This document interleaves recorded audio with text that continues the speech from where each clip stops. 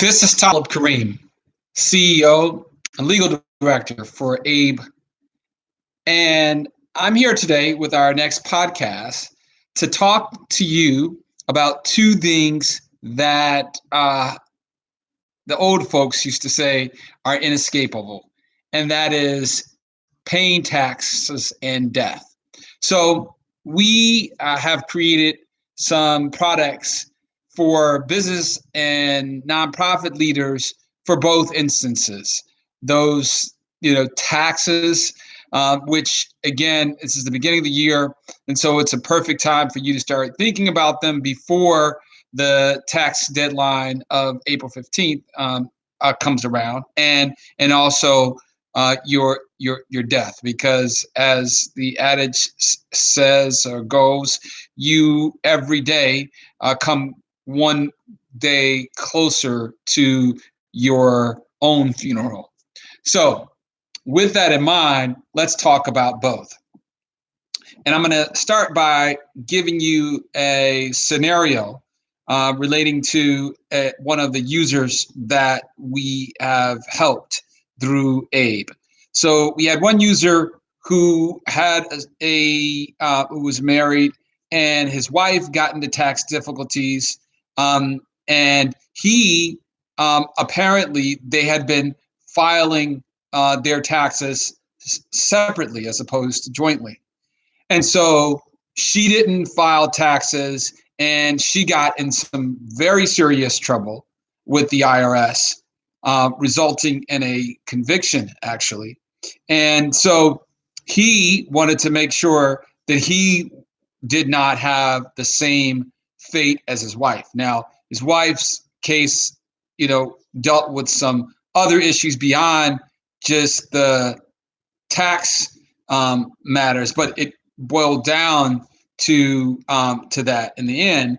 And so, what could he do? Well, one thing that could be done. Well, actually, there were three options that we were able to address with this client. So the three options that we presented for a client who had several years of taxes that were not filed were as follows. The first is a offer and compromise. So an offer and compromise is when you agree that that there is a tax liability, and however, instead of actually paying the full amount, you settle for less than the amount that is actually owed. Now, in this case, you can not actually be in the process of bankruptcy. So if you are in bankruptcy proceedings already, you can't utilize the offer and compromise. Second of all, if you engage in this particular option, then the IRS cannot levy or cannot seize your property while you're involved in this offer in compromise, separately from offer and compromise, but offers in compromise. And in order to participate, you must stay current with your filing obligations for at least 5 years from the date that the offer in compromise is accepted. So that's one option.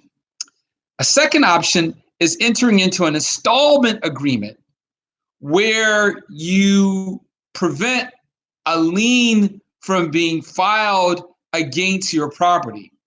However, let me take that. A lien can be filed against your property while you're involved in an installment agreement.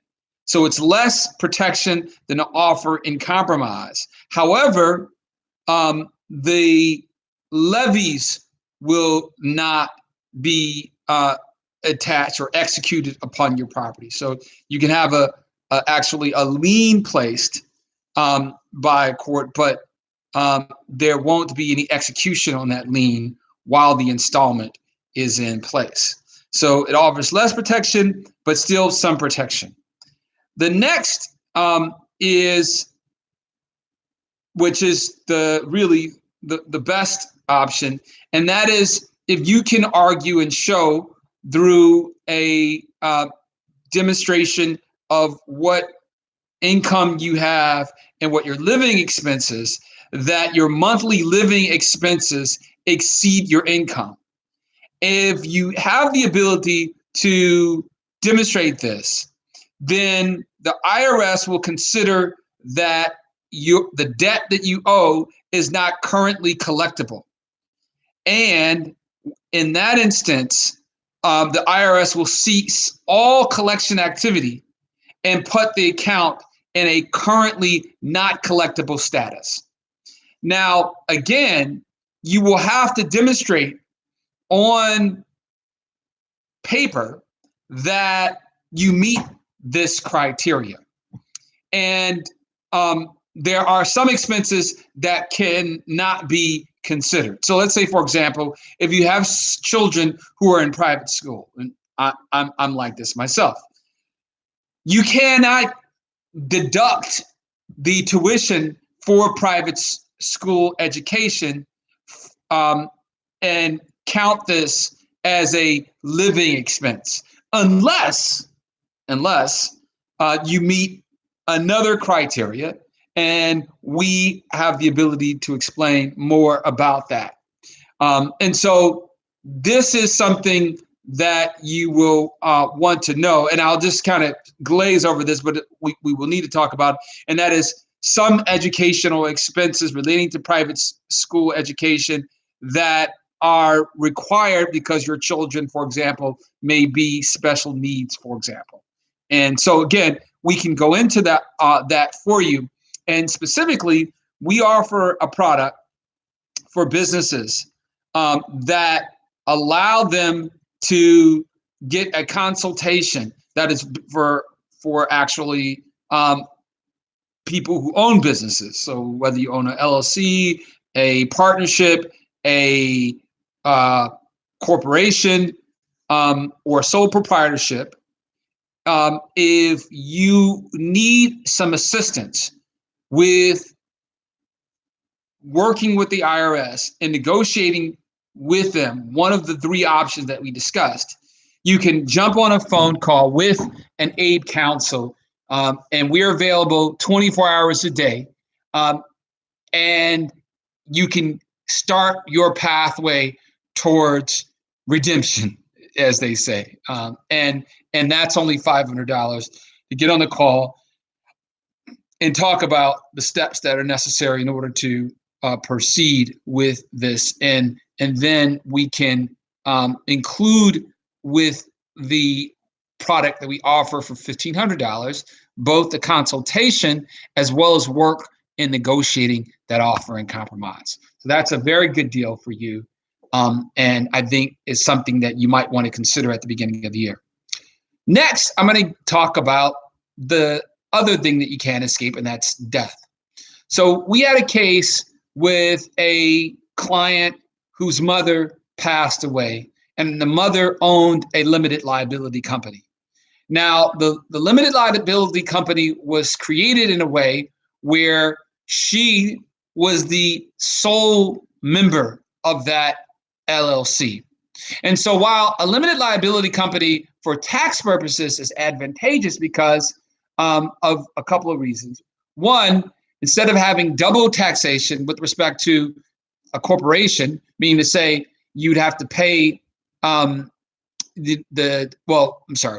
instead of having, again, a higher kind of corporate tax, the tax of the limited liability company is taxed at the partnership rate, which is less.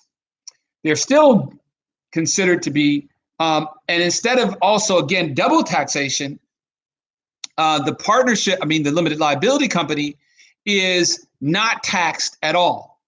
So the LLC is not taxed, but instead the taxes go to the actual member. So the profits of the LLC are passed on to each one of the members, and then the LLC members have to report that as income and then be taxed on it. So that's a benefit. So in this case, however, she died, that is the LLC sole member died, and did not leave a succession plan, did not leave in either her operating agreement what should be done in the case of her death, nor did she, co-title or add her beneficiaries on the bank accounts for her business accounts. And so therefore, the business had to be dissolved, and there were some issues, and we're trying to resolve those issues now for the client in the context of even the dissolution.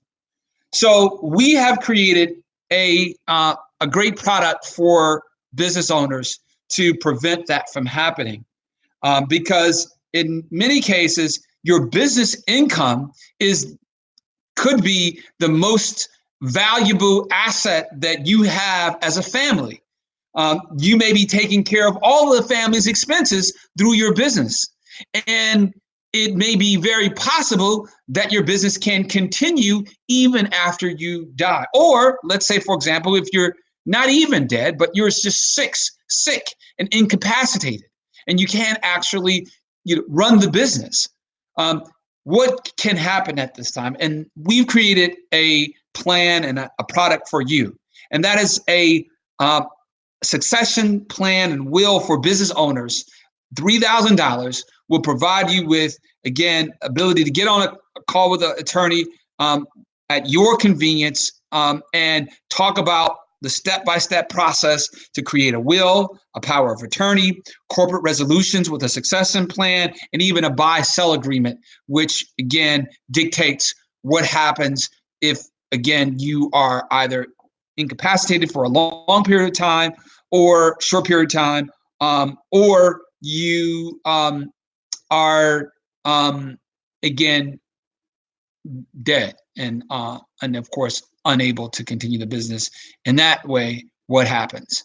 And going back to the buy-sell agreement, generally a buy-sell agreement will not be relative when you're just temporarily incapacitated, but really if you're incapacitated for a long period of time, you're sick for a long period of time. So that is a great option that is available for business owners. And this is the beginning of the year, and we wanted to make sure that people knew about this. Another option that comes up that we've identified is that what happens if you've created this will, you've created maybe even a trust, and you want to make sure that your will and your trust instruments are being executed the way in which you wanted them to be executed upon your death.